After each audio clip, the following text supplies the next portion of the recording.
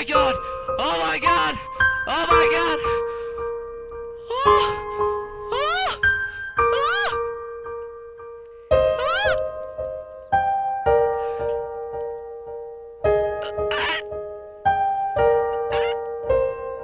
Oh! Wow! No! No! No! No! Stop screaming. No! Oh my fuck yeah! Yeah! I got a Gjallarhorn! Oh, fuck you! Fuck you! Fuck you!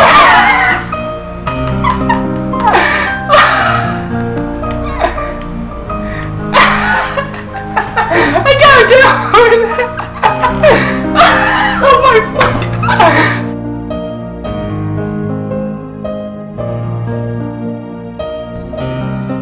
Hey, what up guys, Nako here, and today the second part of our what we know about the Taken King and why the Gjallarhorn is dead. Let's go for it! So guys, I hate to say it, but the Gjallarhorn is dead. Bungie announced in the latest newsletter that the GHorn will be left behind and will stay at 365 damage when the Taken King is gonna be released. It feels kinda weird that the GHorn isn't gonna be the over-the-top exotic anymore. And well, that's actually what I predicted in my last What We Know About video, and that's also the reason why Xur sold the GHorn last week. Beside the horn, a couple of other exotics will stay at 365 too. For example, the Universal Remote, the Hawkmoon, and the Red Death. These are confirmed. More will probably follow. I honestly don't really know what to think of that. I just don't really know. Please guys, post in the comments below what you think. Are you mad at Bungie? Or do you think it's a good decision? Now, let's get to the topic and let's see what else we know by now about the upcoming DLC Taken King. We start with PvP changes. Crucible has improved matchmaking and a new mercy rule that will end a match early when misbalanced. No longer will you join a game and have to suffer through losing 10k to 2k after 15 minutes. This is badly needed, but I think better matchmaking balancing is necessary all around. The new Crucible modes are Rift, Mayhem, and Zone Control, which is just control with kills not counting towards the score. I still think they need a streamlined Crucible mode with standardized weapons and no supers. They keep getting further away from what made Halo great, and I really don't like it. These modes are cool, don't get me wrong, but I just don't get why they don't do a vanilla one as well. You'll be able to pledge allegiance to a Crucible faction one at a time only. No longer requires wearing a class item. You can also turn in modes, weapon ports, armor mass, sins, etc. to gain reputation. Simply working for a faction instead of having to wear their class items is fucking amazing. Most players will have a collection full of class items by now they never use because they want to be in a specific faction. With additional changes to the usefulness of class items, this is a pretty important change. But right now, faction reward packages are in desperate need of being reworked, as most are spitting out little more than mode of lights.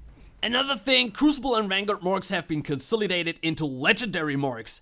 Thank the Lord. It's been so annoying to never be able to buy any items from the game's factions because of the lack of certain marks.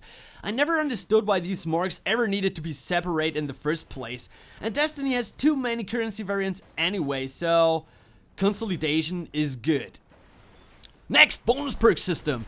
There's a new system in place that allows you to sacrifice pieces of gear to empower others from the same slot. Maybe some kind of transmog system. There are very few details yet. This is potentially game changing, but until we know more, it's hard to say.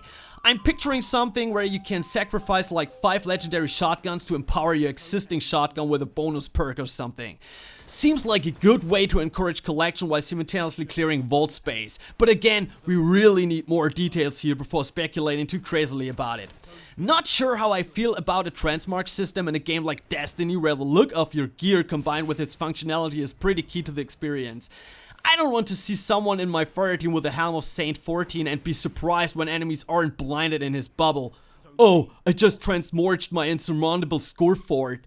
Forgotten Weapons. Eris Morn gives a quest that leads to the rediscovery of a forgotten weapon type. A forgotten weapon type? That's interesting. I thought there might be more quests to get a specific gun like we've seen with the Necrochasm or the Murmur. I still don't know how to pronounce this fucking thing, but unlocking a whole new type of weapon is pretty significant. Will this be more sidearms or something else entirely? Probably the railgun class, which I mentioned in part 1. We'll see.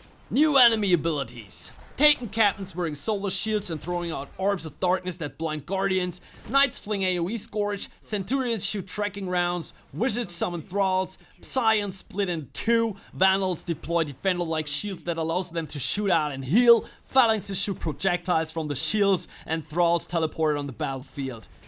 Good fucking lord, that's a hell of a lot of new abilities, which is going to make firefights a lot more dynamic and just flat out harder. I still am a bit sore that the Taken are just an amalgam of existing enemy races, and would have preferred a new one entirely, but I suppose they can make it work. And here are some more changes. Weapons all share the same parts, so why shouldn't armor? Again, just simple streamlining for the greater good here. Vaults are cluttered enough without 3 armor materials. There's gonna be a new computer console near the outfitter that allows you to pick a shader you want and also displays all the shaders you have yet to acquire and how to get them. Same system is in place for emblems. A great change here. Shaders and emblems should never take up inventory or vault space, just more clutter. Separating them out is a fantastic idea that's been suggested for a good long while now. I also like how they tell you how to get them as well. So what else do we have? Let's see. Oh yeah, I almost forgot.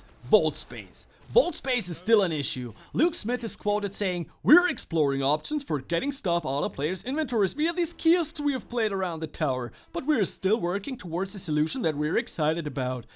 If players are really no longer allowed to ascend legendaries, this will clear out vaults pretty quickly, okay, but again, this is without question one of the most significant issues of the game. In a game that's all about collecting loot, Destiny has a painfully small amount of vault space, and the more the game grows, the more it needs to expand.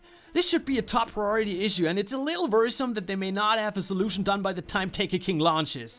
The running theory is that PS3 and Xbox 360 are the root of this issue, but I still don't understand why it gives them so much trouble. Look at games like Diablo. I can bunker a shit ton of items in my chest there. New exotics! There are at least a dozen new exotic weapons and at least a half dozen armor exotics per class. A dozen new exotic weapons is a ton, plus 18 armor exotics. Good stuff. A new auto rifle exotic shoots blasts of lightning. There's a sniper rifle that blinds nearby enemies on a precision hit, or the new pulse rifle called No Time to Explain that fits the role of a high level stranger's rifle that refills bullets directly to the magazine on a precision hit. Speaking of cool gear, all of these sounds amazing. Exotics need to be awesome, not just pretty good or something, and these all sound like really neat weapon ideas. That's it for today, guys. I hope we mentioned all of the important infos and changes we know about so far. Please, if we forgot anything, post it in the comments below and let the community know. I'm feeling pretty positive about nearly all of these additions and changes. That tends to happen when many of them are straight from a most requested checklist a year in the making. But again, how things work on paper is not always how they play out in practice, so we'll have to see everything live before a final judgment can be made. There's going to be a lot more to discuss about the Taken King before, during, and after release. It's going to be an interesting second year, that's for sure. Thanks again to Dempowerz for the bullet point list to work with, and thanks a lot to you guys for watching my videos. As always, like if you like, dislike if you don't like this shit, and feel free to subscribe to our channel for more awesome Destiny and gaming stuff. See you next time.